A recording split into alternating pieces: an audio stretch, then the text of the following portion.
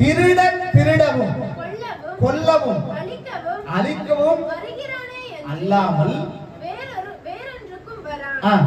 நானோ அவைகளுக்கு ஜீவன் உண்டாயிருக்கவும் அது பரிபூரணப்படவும் வந்தேன். சரி, இது யாரை பத்தி சொல்றாங்க இந்த வசனம்? சொல்லுங்க, யார சொன்னீங்க நீங்க? அந்த திருடன் திருடவும் அழிக்கவும் கொல்லவும் வரானாண்டி வேறொன்றுக்கும். அப்ப இந்த இடத்துல மென்ஷன் பண்ற நபர் யாருங்க? சாத்தான். அப்ப திருட்டு குணம் யாருக்குரியது? சரி, திருடிட்டா அது என்ன குணம்? சாத்தானுடைய குணம். நம்மளாம் யாருங்க? நம்மளாம் யாரு பிள்ளைங்க? ஆண்டவர். கை தூக்குங்க, ஆண்டவர் பிள்ளைலாம் கை தூக்குங்க பாப்பா. எல்லாருமே ஆண்டவர் பிள்ளை தான். கை தூக்கி நல்லா தூக்குங்களே, நல்லா தூக்கி வரலையே சொல்லுங்க பாப்பா. நம்மளாம் ஆண்டவர் பிள்ளை. சாத்தானுடைய குணாதிசயம் நம்மகிட்ட வரக்கூடாது. அப்ப காகத்துக்கிட்ட ஃபர்ஸ்ட் இருக்கிற கேரக்டர் என்ன கேரக்டர்?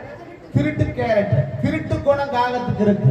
ஆனால் கர்த்தரை நம்புகிற நம்முடைய வாழ்க்கையில, ஆண்டவர் பிள்ளையா இருக்கிற உங்களுடைய என்னுடைய வாழ்க்கையில திருட்டு குணம் வரவே கூடாது. இந்த திருட்டு குணம் யாருக்குரியது? யாருக்குரியது?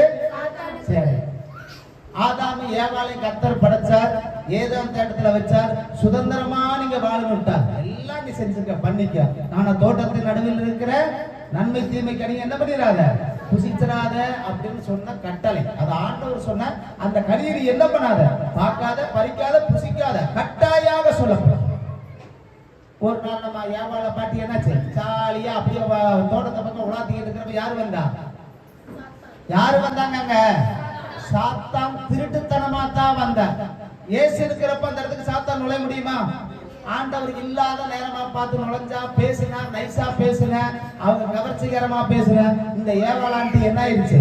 மயங்கி கனியை பறிச்சாங்க, புசிச்சாங்க, அவங்களும் கெட்டு போனாங்க, கூட இருக்கிற புருஷனையும் கெடுத்துட்டாங்க. அப்போ திருட்டு குணம், திருட்டுத்தனமா இருக்கிற எல்லாவித சுபாவங்களும் பிசாசுக்குரியது. எனவே நன்குரிய கர்த்தருடைய பிள்ளைகளே, தேவனால் ரட்சிக்கப்பட்ட மனம் திருமண நம்மட வாழ்க்கையில திருட்டு குணம், அதை வந்து நான் ஓப்பனா சொல்றேன். நீங்க ஒண்ணு யாரும் தப்பா நினைச்சுக்காதீங்க. திருட்டுனா திருடுறதுன்னு அர்த்தம் அல்ல. கெட்ட சுபாவங்கள் எதுவும் நமக்குள்ள இருக்கவே கூடாது. ஏன்னா நமக்குள் வாழ்கிற இயேசுவின் குணம் தான் நம்மகிட்ட இருக்கணுமே தவிர பிசாசுடைய கிரியைகள் எதுவும் நம்மிடத்தில் செயல்படக்கூடாது. அப்போ கிறிஸ்துவுக்குள் எப்போதும் உண்மையுள்ளவர்களா இருக்கணும். ஒருவேளை வேலை செய்யக்கூடிய இடமா இருந்தாலும் சரி, நம்ம இருக்கக்கூடிய எந்த இடமா இருந்தாலும் சரி, கர்த்தருக்கு பயந்து உண்மையுள்ளவர்களா நாம் வாழணும். சரிங்களா? நம்ம வேலை செய்யக்கூடிய இடத்துல எத்தனையோ காரியங்கள் இருக்கு, எத்தனையோ விதமான சந்தர்ப்ப சூழ்நிலை கூட அமையலாம். ஆனா மனதார ஒன்று சொல்லுகிறேன், என்னைக்கு எப்பவும் அடுத்த பொருளை எடுத்துடக்கூடாது, திருடிடக்கூடாதுங்கிற ஒரு எண்ணம் நம்ம வாழ்க்கையில வந்துடவே கூடாது. நம்ம அருமையா தோசை கூட பங்கள வேலை செய்யற ஒருவேளை நீ கேசியரா கூட இருக்கிற, எத்தனையோ ஆயிரக்கணக்கான பணங்கள் கூட இருக்கு. ஆனா நான் சொல்லிட்டுங்களா, நேர்மையா இருக்கிறப்போ கடவுள் நம்மளை மேன்மேலும் மேன்மேலும் உயர்த்தி கொண்டே இருப்பார். அல்லேலூயா, அல்லேலூயா. ஒரு சின்ன தப்பு பண்ணி பாருங்களேன், கடைசி வரை அது நமக்கு கெட்ட பேராவே மாறி போய் அந்த தப்பை திருத்தவே முடியாது. நீங்க 1000 உண்மையா இருந்து பாருங்க, ஒரு தப்பு நடந்ததுக்கு அப்புறம் நீங்க நல்லவனாவே வாழ்ந்து பாருங்க, ஆனா நல்லவனா நம்மளைய ஏத்துக்கவே மாட்டாங்க. அதனால எக்காரணத்தை கொண்டு கெட்ட சுபாவங்கள், கர்த்தர் விரும்பாத எந்த காரியம் நம்ம வாழ்க்கையில இருக்கக்கூடாது. யாரும் பார்க்கல, யாரும் நம்மளை கவனிக்கலன்னு சொல்லிட்டு என்ன வேணாலும் செஞ்சிடக்கூடாது. ஒருவேளை மனுஷங்க பார்க்காம போலாம், மனுஷங்க பார்க்காம இருக்கலாம், ஆனால் கர்த்தராகிய இயேசு உங்களை என்னைய பார்த்து கொண்டிருக்கிறார். கரமுயர்த்தல்ல சொல்லமா, கர்த்தருடைய கண்களுக்கு மறைவானது உலகத்தில் எதுவும் கிடையாது. நம்ம எங்க இருந்தாலும் சரி, எப்படி இருந்தாலும் சரி, கர்த்தர் விரும்பாத கெட்ட சுபாவங்கள் நம்ம வாழ்க்கையில வரவே கூடாது. யாருமே பார்க்கல, தப்பு செஞ்சா என்ன, தப்பு செய்யலாம், தப்பு செய்யறதுக்கு உங்களுக்கு சான்ஸும் உண்டு, வாய்ப்பும் உண்டு. ஆனால் கர்த்தர் நம்மை பார்த்து கொண்டிருக்கிறார். அப்போ திருட்டு குணம் அப்படின்னு சொன்னா நீங்க அப்படியே எடுத்துக்க வேண்டாம். கெட்ட சுபாவங்கள், கடவுள் விரும்பாத காரியங்கள் நம்ம வாழ்க்கையில் இருக்கவே கூடாது. நல்லா கவனிச்சுங்க. வேதாகமத்துல பார்க்கிறப்போ அந்த வெளிப்படுத்தல் நம்ம தொடர்ந்து வாசிக்கிறப்ப கர்த்தர் சொல்றாரு, மனுஷங்க கண்களுக்கு நாம் மறைச்சவர்களை நியாய தீர்ப்பு நாளில் ஆண்டவர் வெளியரங்கமாக்கி காட்டுவார். நீங்க 4 செவத்துக்குள்ளார யாருக்கு தெரியாம செஞ்ச எந்த தவறா இருந்தாலும் நியாய தீர்ப்பு நாளில் கட்டாயம் ஆண்டவர் வெளியரங்கமாக்குவார். சாகர வரைக்கும் யாராலையும் கண்டுபிடிக்க முடியாது. ஆனால் செத்ததுக்கு அப்புறம் கர்த்தர் நிச்சயம் அங்க நமக்கு வெளிச்சம் போட்டு காட்டுவார். அதனால ஆனால் என் அன்புக்குரியவர்களே, பூமியில் இருக்கிற வரைக்கும் எந்த ஒரு கெட்ட சுபாவமோ, அடுத்தவங்களுக்கு எடுக்கணும், அடுத்தவங்களை அழிக்கணும், அடுத்தவங்க பொருளை அபகரிக்கணும், எந்த ஒரு கடவுள் விரும்பாத எந்த செயலும் நம்மகிட்ட இருக்கக்கூடாது. ஏன்னா அது யாருக்குரியது? அப்படிப்பட்ட சுபாவங்கள் யாருக்குரியது? பிசாசுக்குரியது. அந்த குணங்கள் என்னைக்கு நம்ம வாழ்க்கையில பார்த்தா சப்போஸ் இன்கேஸ் சந்தர்ப்பங்கள் கூட அமையலாம். டக்குனு பாத்தீங்கன்னா ஒரு வாட்சோ செல்ல யாருமே பார்க்கல, எடுக்க வேண்டிய சூழ்நிலை கூட வரலாம். அப்பவும் சொல்றேன் கேட்டுங்க. நீங்க அந்த நேரத்துல கண்ணு இச்சிக்கு கை அப்படியே பரபரப்பு டப்பு சோப்பு துடிக்கி மூளை வேலை செய்ய, யாருமே பார்க்கல, எடுறா ஏன்டா 5000 ரூபாய் போச்சுடா, எல்லாமே பிசாசு ஒரு செகண்டுக்குள்ள மூளையை குழப்பிடுவாங்க. ஆனா அந்த நேரத்தில் நீங்க அதை செய்ய முடியாது. அதே எடுத்து கௌரவமா, ஏங்க போன் இந்த மாதிரி கீழே கிடந்துச்சுங்க, கொண்டு போய் கொடுத்து பாருங்களேன். உங்க உண்மைக்கு கர்த்தர் உங்களுடைய வாழ்க்கையில ஒரு பெரிய உயர்வை தருவார். அல்லேலூயா. உண்மையா இருக்கிறவருடைய எல்லா வாழ்க்கையும் கடவுள் உயர்த்துவார். அதனால காக்காவுடைய முதல் குணம் என்ன குணம்? அப்ப நம்ம வாழ்க்கையில அந்த மாதிரிப்பட்ட குணங்கள் என்ன பண்ணக்கூடாது? வரவே கூடாது. இரண்டாவது பாயிண்ட் போயிடலாங்களா? இந்த காக்கா கிட்ட காணப்படுற இரண்டாவது குணம் என்ன தெரியுங்களா? காக்காவுடைய மீட் என்ன குணம்? என்னது? செத்து போனதை சாப்பிடாது. காக்கா என்ன பண்ண? காகம் என்ன பண்ண?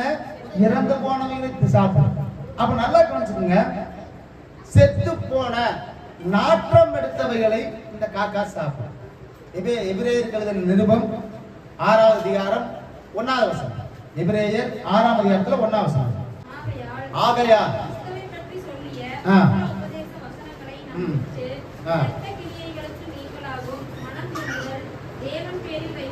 சரி, செத்த கிரிகையிலிருந்து நாம் மனம் திரும்ப வேண்டும். காகத்துல காணப்படக்கூடிய இரண்டாவது குணம் என்ன தெரியுங்களா? இறந்து போனவைகளை, செத்து போனவைகளை நாட்டம் எடுத்தத. காக்கா அதிகமா எந்த பிளேஸ்ல இருக்கு? குப்பை தொட்டியில அதிகமா இருக்கு. அது இருக்கக்கூடிய பிளேஸ் மீட் பண்ணிக்கிறது எங்க மீட் பண்ணிக்குவாங்க? குப்பை தொட்டியில தான் மீட் பண்ணிக்குவாங்க. செத்தது, கெட்டு போனது, நாத்தம் எடுத்தது எல்லாத்தையும் அவங்களுக்குலாம் வந்து கட்டுப்பாடே கிடையாது. எது கிடைக்கதோ சாப்பிட்டு போயிட்டே இருப்பாங்க. அப்ப நல்லா கவனிச்சுங்க, அப்படிப்பட்ட ஒரு குணாதிசயம் காகத்துக்கிட்ட இருக்குது. அதே மாதிரி நமக்கு நாம் எடுத்துனா செத்த கிரியைகள் நம்ம எடுத்து காணப்படக்கூடாது. சரி, செத்து போன கிரியைகள்னா என்னதுங்க? சொல்லுங்க. அப்ப செத்த கிரியைகள்னா என்னது? நம்முடைய பழைய சுபாவங்கள், பழைய எண்ணங்கள், பழைய வாழ்க்கை. ஒருவேளை கர்த்தரை ஏற்றுக்கொள்வதற்கு முன்பு மனம் போன ஒரு வாழ்க்கை வாழ்ந்திருக்கலாம், எப்படி வேணாலும் ஒரு வாழ்க்கை வாழ்ந்திருக்கலாம். ஆனால் கிறிஸ்துவை ஏற்றுக்கொண்ட பின்பதாக விட்ட எந்த ஒரு காரியத்தை நாம் திரும்பி பார்க்கவே கூடாது. போனது போய் போகுது. ஒருவேளை ஆண்டவர் ஏற்றுக்கொண்டு கெத்தா அப்படியே மீசை முடிக்கிட்டு அப்படியே தெரிஞ்சிருக்கலாம். அது அப்போ. இப்ப நாம யாரு? கிறிஸ்துவனுடைய பிள்ளைகள். 2 அடி கொடுத்தாலும் வாங்கக்கூடிய நிலைமைக்கு தான் நாம் இருக்கணும். நான்லாம் ஒரு காலத்துல, அந்த காலம் முடிஞ்சு போச்சு, ஏன் இப்ப திருப்பி அந்த காலம் இந்த காலத்துல நீங்க எப்படி? அதை முதல்ல பாருங்க. அந்த காலத்துல நீங்க பெரிய ஆளா இருந்திருக்கலாம், தானா இருந்திருக்கலாம், எப்படி வேணாலும் இருந்திருக்கலாம். ஆனா கிறிஸ்துவை ஏற்றுக்கொண்ட பின்பதாக இப்பொழுது நான் யார்? நான் இயேசுவின் பிள்ளை, பயமே இல்லை, என்னாலும் சந்தோஷமே. கழுவப்பட்டேன், நான் கழுவப்பட்டேன் இயேசுவின் இரத்தத்தால.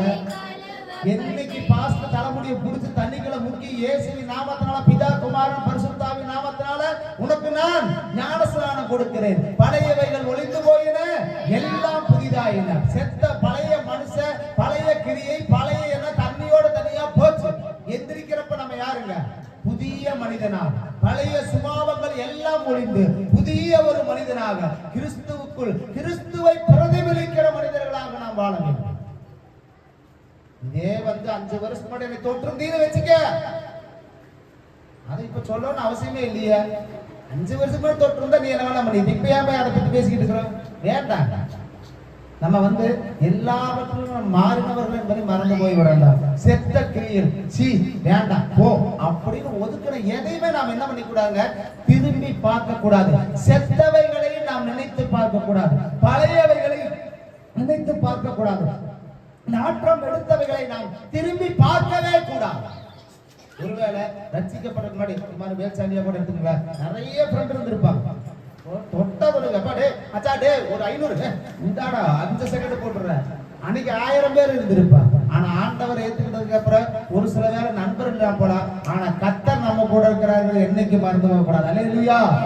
உதவி வரும் கண்மலை நோக்கி பார்க்கின்றேன், வானம் வையமும் படைத்தவரை நான் பார்க்கின்றேன். கால்கள் தள்ளாட விட மாட்டார், காக்கும் தேவன் உறங்க மாட்டார். கால்கள் தள்ளாட விட மாட்டார், காக்கும் தேவன் உறங்க மாட்டார். இஸ்ரவேலை காக்கிறவர் என்னால் தூங்க மாட்டார். இப்போ இஸ்ரவேலை காக்கிறவர் என்னால் தூங்க மாட்டார். மனித தயவு, மனித உதவி இன்னைக்கு இல்லாம போலாம். ஆனா கடவுளுடைய ஒத்தாசை எப்பவுமே போட்டு, அதை என்னைக்கு மறந்துடாதீங்க. போனது போயிட்டு, பழையவைகள் ஒழித்து மொழியில எல்லாம் புதிதாக. அதனால செத்த கிரியைகள்னு சொன்னா பழைய சுபாவம், பழைய வாழ்க்கை நம்ம எக்காரணத்தை கொண்டு நாம் வெளிப்படவே கூடாது. சரிங்களா? அதனால நீங்க கிறிஸ்துவுக்குள் இருக்கிறப்ப நீங்க புது சிருஷ்டிகள். நீங்க எல்லாம் யாரு? இப்ப புது சிருஷ்டிகள். அதனால இன்னைக்கு டுடே இன்னைக்கு என்னவோ அதை மாத்த நீங்க நினைங்க. கர்த்தர் உங்களை ஆசீர்வதிப்பார். சரி, மூணாவது பாயிண்ட். ஃபர்ஸ்ட் பாயிண்ட் காகத்தை பத்தி என்ன சொன்ன? திருட்டு கோணம். ரெண்டாவது செத்தது பழச. மூணாவது கோணம் ஃபுல் அண்ட் ஃபுல் அவங்க நான் வெஜிடேரியன். அவங்க யாருங்க? ஆமா, அவங்க வந்து சைவமே கிடையாது. சைவம் இன்னைக்கு வந்து சில பேர் எழுதுறீங்களா, அதாவது காக்காய்க்கு வந்து சோறு வைக்கிறேன்ட்டு வடையும் கட்டாயம் அது மோது பார்த்து போட்டு திரும்பி போயிரு. சைவம்னா அதுல பக்கத்துல கூட போகாது. அதனால என்னாச்சுங்க, அவங்க ஃபுல் மீல்ஸ் ஒன்லி நான்வெஜ் மட்டும்தான். அவங்க மாமிசத்தை தின்னும். சரி, உசுரோட திக்கிறதையும் திங்கு, செத்து போனதையும் திங்கு. நாத்தம் அவங்களுக்கு கண்ட்ரோலும் கிடையாது, கட்டுப்பாடு கிடையாது. கிடைச்சா போதும் லபக்கணம் போட்டுக்கிட்டே போயிட்டே இருப்பாங்க. சரிங்களா? எல்லாத்தையும் சாப்பிடும். அப்ப நல்லா கவனிச்சுங்க, இந்த காகத்துடைய கேரக்டர் பைபிள்ல வந்து ரொம்ப பிரசித்தியா பேசப்பட்டுச்சு. ஒரு நோவாவை என்ன ஆச்சு, ஆண்டவர் பேழையை கட்ட சொன்னாரு. பயங்கரமான மழை வெள்ளம் வந்துச்சு. உலகம் அழியக்கூடிய ஒரு காலகட்டத்தில் தண்ணியில நிரம்பி வச்சு ஜனங்கள்லாம் அழிஞ்சுக்கணும். பேழை கிளம்பிடுச்சு. பேழை போய்கிட்டே இருக்கு. ஃபர்ஸ்ட் ஆண்டவர் என்ன பண்ணாரு? என்னத்தை விட்டாருங்க பாத்தீங்களா? அங்க கூட நம்மால் வந்து நிக்கிறாரு. ஃபர்ஸ்ட் போனவர் அவருதான். காகத்தை வெளியில் விட்டார். ஃபர்ஸ்ட் டைம் போயிட்டே இருந்துச்சு. வேற வழி இல்லை, எங்கேயுமே கால் கீழே வைக்கிறதுக்கு வழி இல்லாதனால திருப்பி வந்துட்டாரு. ஆமா, ரெண்டாவது தடவை அனுப்புறப்ப என்ன ஆயிட்டாரு? அவரு அப்படியே கிளம்பிட்டாரு. ஏன்?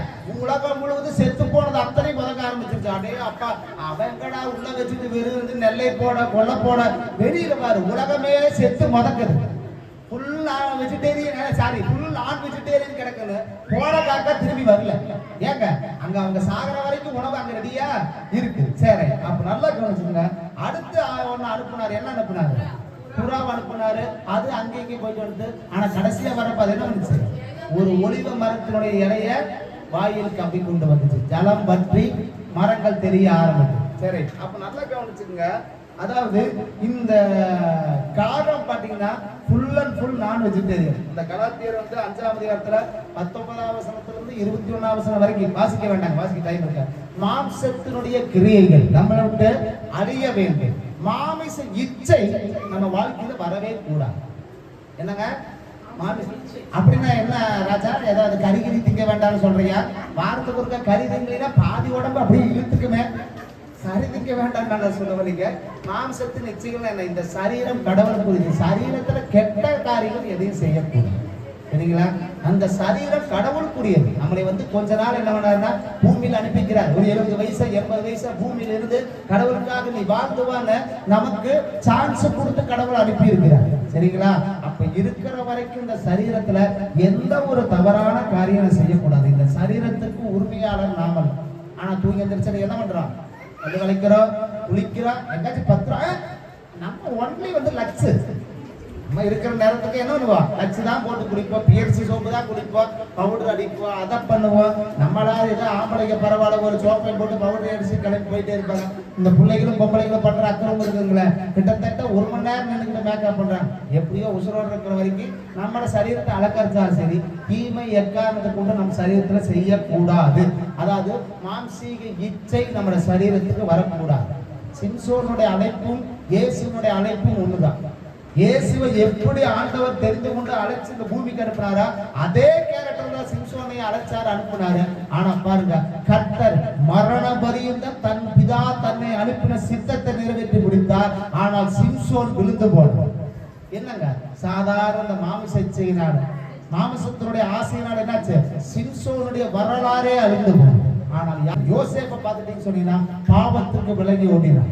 கர்த்தர் என்னை பார்க்கிறார், யாருமே என்னை பார்க்கல, நான் பாவம் செய்யக்கூடிய சான்ஸ் நிறைய உண்டு, ஆனா என்னை யார் பார்க்கிறா, கர்த்தர் பார்த்துக்கிட்டு இருக்கிறார். எனவே அன்புக்குரியவர்களே, இரண்டாவது மாம்சத்தின் கிரியைகள், மாம்சத்தினுடைய ஆசை, மாம்சத்தினுடைய இச்சைகளை நாம் விழுந்து போகவே கூடாது. டைம் ஆயிடுச்சு நினைக்கிறேன், கடைசியா ஒன்று சொல்லிட்டு முடிச்சுட்டுங்களா, நேரம் ஆயிடுச்சு நினைக்கிறேன். சரி, அதாவது காக்காவுடைய 3 கேரக்டர் பார்த்த. ஒண்ணு ஏங்க, நீ எல்லாரும் சொல்லுங்க, ஃபர்ஸ்ட் சொல்ல கேட்டீங்க. ஒண்ணு என்னது, ரெண்டு செத்தது பழசு, இத்தது கெட்டு போனது, நாட்டம் முத்ததெல்லாம் சாப்பிடு. மூணாவது அவ எப்படிங்க, நான் வெஜிடேரியன். 4வது பாயிண்ட்டுக்கு நேரம் வந்துருவோம்.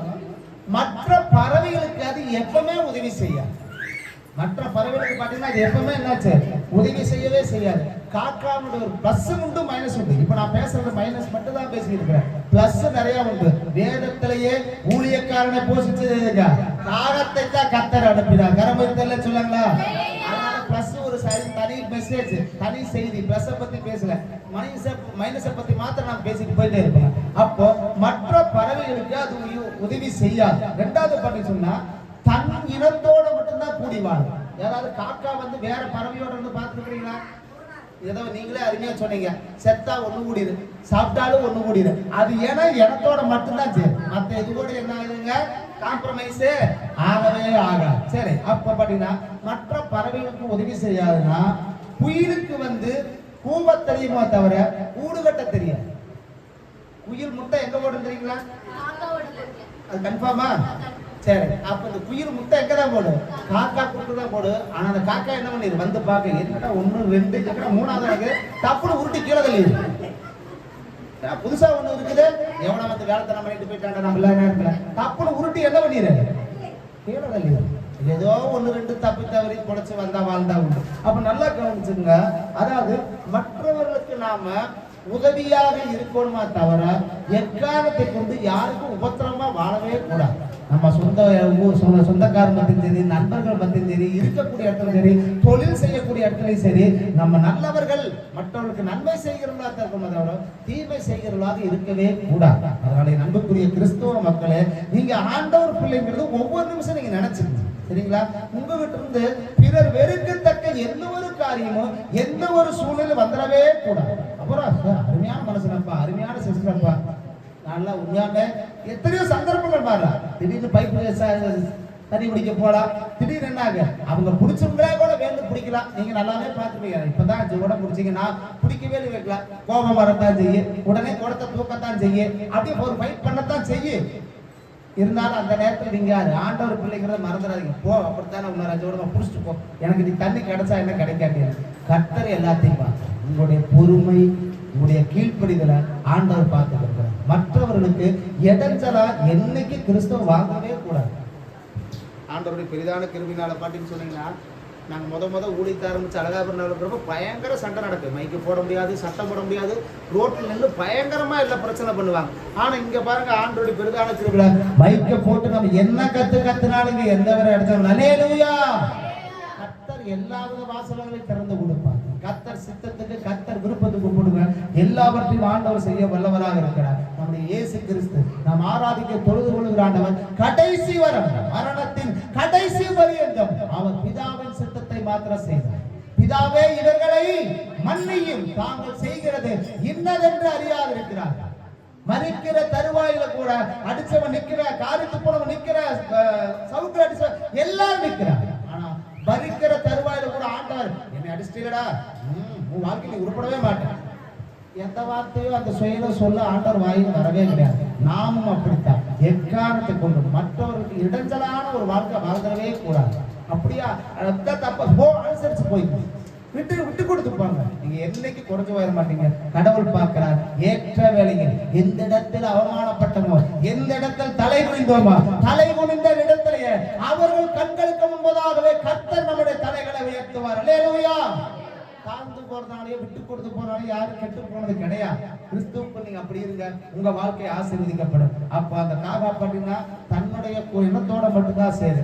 ரெண்டாவது பாத்தீங்கன்னா அதனுடைய சுயநலம், தன்னுடைய இனத்தை விட்டு தன்னுடைய ஒரு வட்டத்தை விட்டு அது வெளியே வராது. அதனால கிறிஸ்தவர்களாய் நம்மட வாழ்க்கையில நமக்கு உன்ன ஜாதி அது இது கலாச்சாரம் படிப்பு அழகு நான் பணக்கார நீ ஏழை எதுவுமே கிடையாது. கிறிஸ்துவுக்குள்ள நம்ம எல்லாருமே ஒண்ணுதான். பணக்காரனா பணக்காரங்களை மாத்திரம் பார்த்து பேசுறது, ஏழைகளை கண்டா விட்டுட்டு போயிடுறது. அதே மாதிரிதான் சில ஜாதி பார்த்து அதை பார்த்து அதெல்லாம் வேண்டாம் வேண்டாம் விடுங்க, சரிங்களா? நம்ம கிறிஸ்துவுக்குள் எப்பவுமே ஒண்ணு, ஒரு ரவுண்டுக்குள்ள வாழக்கூடாது. நாம எல்லாரும் சமம், எல்லாருக்கும் எல்லாரும் நண்பர்கள், எல்லாருக்கும் எல்லாரும் ஒண்ணு, சரிங்களா? உயர்ந்தவனா தாழ்ந்தவனா நம்ம வேணா பிரிச்சு பார்க்கலாம், கடவுள் நம்மளை அப்படி பிரிச்சு பார்க்கறதே கிடையாது. அல்லேலூயா. கெட்டவர்களுக்கும் மழை பெய்யும், நல்லவர்களுக்கும் மழை பெய்யும். கெட்டவர்களுக்கும் சூரியன் உதிக்கும், நல்லவர்களுக்கும் சூரியன் உதிக்கும். அதனால நம்புக்குரியவர்களே, உங்க வாழ்க்கையில ஏற்ற தாழ்வு உயர்வு, படிச்சவ பணக்கார ஏழை பணக்கார, அந்த ஜாதி இந்த ஜாதி எதையும் பார்க்க வேண்டாம். கிறிஸ்துவுக்குள் நாம் அனைவரும் ஒன்றுதான். அல்லேலூயா. சுயநலவாதிகளாய் நாம் இருக்கவே கூடாது. நான் நல்லா இருந்தா போதும், என் குடும்பம் நல்லா இருந்தா போதும். பிரசங்கத்தை முடிச்சுட்டுங்களா? சரி. ஒரு ஊர்ல என்னாச்சுன்னா ஒருத்த கஷ்டப்பட்டு தவம் இருந்தானாமா, எப்படியாச்சும் நம்ம வாழ்க்கையில முன்னேறிடணும், கடவுள்கிட்ட நம்ம நேர்ல பார்த்து வரங்கள் வாங்கிடணும்னு சொல்லிட்டு என்னாச்சு, கஷ்டப்பட்டு தவம் இருந்தான். ஒரு நாள் கடவுளும் வந்துட்டார். வந்துட்டு, ஏப்பா நீ என்னப்பா இவ்வளவு கடுமையான தவம் இருக்கிற, சரி விடு, உன் தவத்தை நான் பார்த்தேன், சரி உனக்கு என்ன வேணுமோ கேளு அப்படின்னு சொல்லி இவர் அப்படியே மனசுக்குள்ள பிளான் பண்றாரு. அப்படியே நினைச்சிட்டு, ஆனா டக்குன்னு கடவுள் சொன்னாரு, நீ கேட்கறத பத்தி தப்பு இல்லை, நீ எதை கேட்கலையோ பக்கத்து வீட்டுக்காரனுக்கு ரெண்டா கிடைக்கு. நீ ஒண்ணு கேட்டனா பக்கத்து வீட்டுக்காரனுக்கு. இப்ப யோசிச்சா, ஏன்டா கஷ்டப்பட்டு தவம் இருந்தது நானு, சாப்பாடு இல்லாம சோறு இல்லாம தூக்கம் இல்லாம இருந்தவன் நானு, வெட்டியா தெரியுற அவனுக்கு 2 மடங்கு. சப்போஸ் ஒரு கார் நான் கேட்கிறேன், பக்கத்து வீட்டுக்காரனுக்கு ஒரு மாடி வீடு கேட்டா பக்கத்து வீட்டுக்காரனுக்கு. நான் ஒருவேளை தமிழ்நாட்டுக்கு தலைவர் ஆகணும்னு நினைச்சா அவன் உலகத்துக்கே தலைவன் ஆயிட்டு போயிடுவான். யோசிச்சா, ஏன்டா கஷ்டப்படுறவன் நானு அனுபவிக்கிறவன்ட்டு, கடவுளே நான் ஒரே வார்த்தை மட்டும் கேட்கறேன், அதை கொடுங்கன்னு சொல்லிட்டு எனக்கு ஒரு கண்ணை புடியிருக்கீங்க கடவுளே. நான் என்னது, நான் ஒரு கண்ணு போனா கூட ஒரு கண்ணோட வந்துக்குவேன். நான் பக்கத்து வீட்டுக்காரனுக்கு. சுயநலவாதிகளாக கிறிஸ்தவர்கள் என்னைக்கு இருக்கக்கூடாது, சரிங்களா? மற்றவர்களுக்கு பிடிச்ச வரைக்கும் உதவி செய்யுங்க, மற்றவர்களுக்கு நல்லா செய்யுங்க, நம்மளால என்ன முடியுதோ அதை செய்யுங்க. மிக முக்கியமான ஒரு காரியத்தை சொல்லி நான் முடிக்கிறேங்க. அதாவது கடவுள் இப்ப உண்மையாவே சொல்றேன், நம்ம எல்லாத்தையுமே நல்லா தான் வச்சுக்கிறேன். நான் காலையிலேயே சொல்லிட்டேன், ரோட்ல தான் நான் படுத்து கிடக்குறேன், வீடே கிடையாது, செருப்பே இல்ல, போட்டுக்க ட்ரெஸ்ஸே இல்ல. அப்படி யாராச்சும் இருக்கிறீங்களா இந்த இடத்துல? வெளியே இருக்க போட்டு சுட்டு போலினாலும் சாதாரண உடம்பு மறைக்கிறதுக்கு ஒரு நல்ல சட்டையை கடவுள் ஜோசப் அப்படியே. ஆனா அந்த ஒரு சட்டைக்கு வழியில்லாத ஜன உலகத்தில் நம்ம கடைசிக்கு ஒரு ஓட்டு வீடாது வாழ விட்டே இருக்குங்க. இன்னும் பாருங்க, டவுனுக்குள்ள போய் பாருங்க, பாலத்துக்கு கீழே ரோட்டுக்கு அடியில படுத்து கிடக்கிற எத்தனையோ குடும்பம். கடவுள் ஏதோ நமக்கு ஒரு சின்ன வேலை, ஒரு வருமானத்தை கொடுத்துக்கிறாரு, குழந்தை குடும்பத்தை காப்பாத்துறாரு. ஆனா தினசரி குப்பம் ஒருக்கி ஒரு 200 ரூபாய் கிடைச்சு அதுல ஒரு 1/2 கிலோ அரிசி வாங்கிட்டு போய் 4 கிலோ தக்காளி வாங்கிட்டு போய் சமைச்சு வாழ்ற மக்கள் இன்னைக்கு தேசத்துல இருந்துகிட்டாங்க.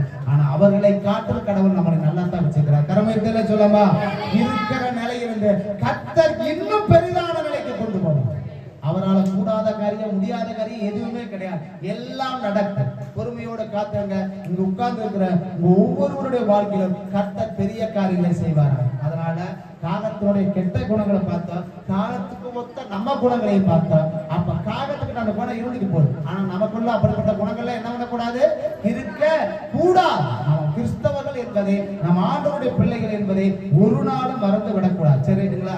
இன்னைக்கு கடைசியா சொல்லி ஒரு செய்தி முடிக்கிறேன். இன்னைக்கு நம்ம சுயநலவாதிகளா இருக்கிறோம்னு சொல்ல பார்த்தீங்களா? முடிஞ்ச வரைக்கும் சரி, நம்ம பாக்கெட்ல ஒரு 100 ரூபாய் இருக்குதா, உங்கள்கிட்ட இல்லைன்னு சொல்லிக்கணும், தாராளமா 10 ரூபாய் கொடுங்க, தப்பே கிடையாது. ஏன்னா கடவுள் நம்ம ஜோப்ல 100 ரூபாய்க்கு கொடுத்துருக்கிறார். அவ அந்த 10 ரூபாய்க்கு வழி இல்லாம தான் வந்து உங்களை நல்லா அவங்க புரிஞ்சுக்குங்க. அதாவது உங்ககிட்ட ஒருத்தர் தேடி வந்து கேட்கறோம்னா அது கடவுளா அனுப்புறதுன்னு நினைச்சுங்க. நல்லா அவங்க புரிஞ்சுக்கணும். எல்லாருமே சகோதரர்களும் சரி சகோதரி சரி நல்லா கேட்டுங்க. ஐயா சாப்பிடவே இல்லைங்க, கட்டாய கடவுள் உங்ககிட்ட பார்த்து அனுப்பிச்சுக்கிறார். ஏன் கடவுள் உங்களுக்கு கொடுத்துக்கிறார், உங்ககிட்ட இருக்கிறத எடுத்து நீங்க அவங்களுக்கு செய்யுங்க. இல்லாதவருக்கு எதைகளை செய்கிறீர்களோ அதை எனக்கே செய்கிறீர்கள் ஆண்டவர் சொல்லிட்டார். வேதாகமத்தில் சொல்லப்பட்டிருக்குது. என்னாச்சு, நான் பசியா இருந்தேன், சாப்பாடு கொடுக்கல, தாகமா இருந்தேன், தண்ணி கொடுக்கல, ட்ரெஸ் இல்லாம இருந்த ட்ரெஸ்ஸையும் கொடுக்கல. எப்ப ஆண்டவர் உங்களை எப்ப இப்படி நாங்களா பார்த்தோம், இந்த சிறியருக்கு எதை செய்கிறீர்களோ அதை நீங்கள் எனக்கே செய்கிறீர்கள். நேரம் வேற ஆச்சு. திடீர்னு மறுபடியும் ஒரு கதை ஞாபகத்துக்கு வருது. என்னாச்சுன்னா ஒரு நல்ல ஆவிக்குரிய கிறிஸ்தவன் என்னாச்சுன்னா ஆண்டவர்கிட்ட வந்து ஜெபம் பண்ணாரு. ஏசப்பா, நானும் 10 வருஷமா உங்களை ரொம்ப பக்தியா தேடுறேன், சர்ச்சுக்கு போறேன், சாமி முறை எல்லாம் பண்றேன். ஆனா ஒரு நாள் உங்களை நான் பார்க்கணும்னு ஆசைப்படுறேன் ஆண்டவரே. என்னைக்காச்சும் ஒரு நாளாவது நம்ம முகத்தை நான் பார்க்க மாட்டேன்னு கேட்கறப்ப ஒரு நாள் சத்தமும் கேட்டது. சரிப்பா, கவலைப்படாது, வியாழக்கிழமை ஏர்லி மார்னிங் நான் உன் வீட்டுக்கு வரேட்டா. கேட்டா சந்தோஷம் பூரிப்பு. போயிட்டு என்ன பண்ணாரு, விதவிதமா சமைச்சாரு, விதவிதமா செஞ்சாரு. ஆஹா, வியாழக்கிழமை காலையில ஏசி என் வீட்டுக்கு வரப்போறாரு. நல்லா கிராண்டா வீட்டெல்லாம் தொடச்சு கூட்டி பெருக்கி நல்ல வேணுங்கிற விதவித உணவெல்லாம் செஞ்சு வச்சு ரெடியா காத்துட்டு இருந்தாரு. டைம் போய்கிட்டே இருக்குது. ஃபர்ஸ்ட் என்னாச்சுன்னா ஒரு அம்மா ஒரு சின்ன கை குழந்தையோட வந்து, ஐயா சாமி பசிக்குதுங்க ஐயா, நானே என் குழந்தை அனாதை சாப்பிடு. ஏசு வரப்போறாரு, நேரத்துல வந்து பிச்சை கேட்டு போய் துரத்தி விட்டுட்டாருமா. இன்னும் கொஞ்ச நேரம் வச்சு அரை மணி நேரம் ஆச்சு. என்னடா ஆண்டவர் வரனாரே வரலையே. திடீர்னு ஆச்சுடா ஒரு வயசான பெரியவர் ஒருத்தர் வந்தார். அப்படியே வெளிச்சு போய் கையில தடி விட்டுனா, ஐயா சாமி எனக்கு சாப்பாடுலாம் கொடுக்காட்டி பரவாயில்ல, இந்த குளிர் என்னால தாங்க முடியல, ஒரு பழைய சட்டை பழைய வெட்டி தான் கொடுங்க. மரியாதைக்கு ஓடி போய் இன்னும் 10 நிமிஷம் நின்னா அடி பிச்சு போடுவார். அவரையும் துரத்தி விட்டார். இப்படி வந்த ஒரு 2-3 பேர் வந்தாங்க. எல்லாம் விரட்டி விட்டாரா. டைம் பார்த்தா ஆயிட்டு இருந்துச்சு. அரை மணி நேரம் 1 மணி நேரம் 2 மணி நேரம் ஆச்சு. ஏசு வரல. இவருக்கெல்லாம் மனசு வேதனை. ஆக்கின சாப்பாடெல்லாம் வந்து சுட சுட இருக்குது, கர்த்தர் வரலன்னு சொல்லிட்டு கொஞ்ச நேரம் வச்சு அவருக்கு ரொம்ப டென்ஷன் ஆயிட்டாரு. ஏன்னாச்சு போய் ஆண்டவர் ஜெபம், ஆண்டவரே நான் எவ்வளவு தூரம் கஷ்டப்பட்டு உங்களுக்கு கேட்டேன், நீங்களும் வரணும்னு சொன்னீங்களா ஆண்டவரே, நான் எல்லாம் ரெடி பண்ணிட்டேன், ஆனா கடைசி நேரத்துல என்னை ஏமாத்திட்டாங்க ஆண்டவரே. என்னப்பா, நான் தான் வந்துட்டு போனேன். என்னது வந்துட்டு போனீங்களா? நான் வாசப்படியிலேயே நின்றுக்கிட்டு ஆண்டவரே, நீங்க உள்ளேயே எப்ப நான் உங்க வீட்டுக்கு வந்தேன், எப்ப ஆண்டவரே, நான் அதுக்கு பார்த்து பாத்ரூம் கூட போகலையே, வாசப்படியே அடைக்க வச்சுக்கிட்டு நின்றுக்கிட்டு இருந்தேன் உங்களை பார்க்கணுட்டு. நான் உங்க வீட்டுக்கு வந்தேன். என்னங்க ஆண்டவரே, முதல்ல ஒரு தாயா ஒரு குழந்தையா வந்து நான் தான் அப்பா. அவங்க பசிக்குதுன்னு சொல்லி வந்திருந்தாங்க. ஆனா அவனுக்கு நீ ஒருவேளை சோத்தை போடல. 2வது வந்து ஒரு 10 ரூபா கூட கேட்டு வந்தா, அவங்களையும் நீ கவனிக்கல. ஒரு துணி இருந்தா கூட சொல்லி கேட்டதா, அவனுக்கு கொடுத்துட்டேன். அப்ப கடவுள்னா கடவுள் ரூபத்திலேயே தத்துவமால இறங்கி வரமாட்டான். இல்லாத ஒரு ரூபத்துல தான் கர்த்தர் வருவார். கர்மயத்திலே சொல்லுங்களா, நீ அவங்களுக்கு செஞ்சிருந்தா அது எனக்கே செஞ்சமா. அன்புக்குரியவர்களே, நம்மள கடவுள் நல்லா வச்சிருக்கிறார். உங்களால முடியுதுன்னு சொன்னா எல்லாருக்கும் ஒரு சின்ன உதவி செய்யுங்க, தப்பே கூடாது. நீங்க செய்யறத கடவுள் பார்த்துட்டு இருக்கிறார். நான் சுயநலவாதியா இருக்க கூட சொன்னீங்களா, தப்புன்னு இன்னைக்கு என்னாச்சு, ஒரு ஆக்சிடென்ட் ஆயிடுச்சா என்ன பண்றாங்க, ஒரு ஆக்சிடென்ட் ஆயிடுச்சுன்னு என்ன பண்ணுவீங்க ரோட்ல? ஐயோ சாமி என்ன என்னாச்சு, போலீஸ் நம்மளை பிடிச்சது விசாரணைக்கு போயிடுவாங்க. தெரிய மாட்டேங்குது. இன்னைக்கு என்னாச்சு, ஆக்சிடென்ட் ஆன இடத்துல அவ உசுருக்கு போராடி பிடிச்சிருக்கு. பக்கத்துல போய் என்ன பண்ணிட்டு இருக்கிறாங்க, செல்ஃபி எடுக்கிறாங்க. நல்லா கவனிச்சுங்க கண்பானவர்களே, நாம் வாழக்கூடியது ஒரே வாழ்க்கை. கடவுளுக்காக வாழ்வோம், உண்மையாக வாழ்வோம், உத்தமமா இருப்போம். வேண்டாத குணாதிசயங்கள், கெட்ட குணாதிசயங்கள் நம்மை விட்டு மாறட்டும். மனுஷன் உங்களை பாராட்ட வேண்டாம், உங்க ஓனர் உங்களை பாராட்ட வேண்டாம். கர்த்தர் பார்க்கிறார். ஏற்ற நேரத்துல ஏற்ற வேளையில கர்த்தர்கள் தலைகளை உயர்த்துவார். கரங்களை தட்டி ஆண்டவரை மைப்படுத்துவோமா? கருமையான இரவு நேரத்துல நம்புக்குரியவர்கள், உங்க வாழ்க்கையில குறைவுகள் இருக்கலாம், கஷ்டங்கள் இருக்கலாம், வேதனைகள் இருக்கலாம். கலங்க வேண்டாம். நடப்பது அனைத்தும் நன்மைக்கு. இந்த கஷ்டங்களை, வேதனைகளை, துன்பங்களை, இழப்புகளை நீங்க ஏற்றுங்க. சந்தோஷமான ஒரு வாழ்க்கையை தருவார். எல்லாவற்றுக்கும் ஒரு காலம், எல்லாவற்றுக்கும் ஒரு நேரத்தை கடவுள் வச்சிருக்கிறார். இன்னைக்கு நீங்க அழுகலாம், உங்களுடைய அழுகை ஆனந்த களிப்பாக மாறும்.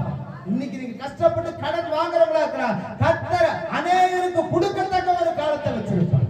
இன்னைக்கு வந்து பாத்தீங்கன்னா ஒரு நடுத்தரமான ஒரு வாழ்க்கை வாழலாம், ஆனா அதே உயர்ந்த நிலைக்கு கொண்டு போக கர்த்தர் ஒரு தருணத்தை வச்சிருப்போம். காத்திருங்கள், கர்த்தர் தாமே தொடர்ந்து உங்களை ஆசீர்வதிப்பார். கேட்ட செய்தியின் பிரகாரம் கர்த்தர் நம்மளை ஆசீர்வதிக்க முடியாது. ஸ்தோத்திரம் ஸ்தோத்திரம் ஆண்டவரே, ஸ்தோத்திரம். இறக்கம் அன்பு தேவனே, நல்ல தகப்பனை ஸ்தோத்திரிக்கிறோம், துதிக்கிறோம். மாலை வேளையில 2ஆம் ஆராதனையில நாங்கள் கூடி துதிக்க ஜெபிக்க கர்த்தர் பாராட்டின கிருபைகளுக்காக நாங்கள் நினைச்சிருந்தோம். அந்த வேளையில் ஒவ்வொரு ஆசீர்வதிங்க. கேட்ட செய்தியின் பிரகாரம் எங்களை வழி நடத்துங்கப்பா. இந்த கருத்தில் அர்ப்பணிக்கிறோம், பலப்படுத்துங்க. இயேசுவின் மூலம் ஜெபிக்கிறோம் நல்ல பிதாவே. அல்லேலூயா, அல்லேலூயா, அல்லேலூயா.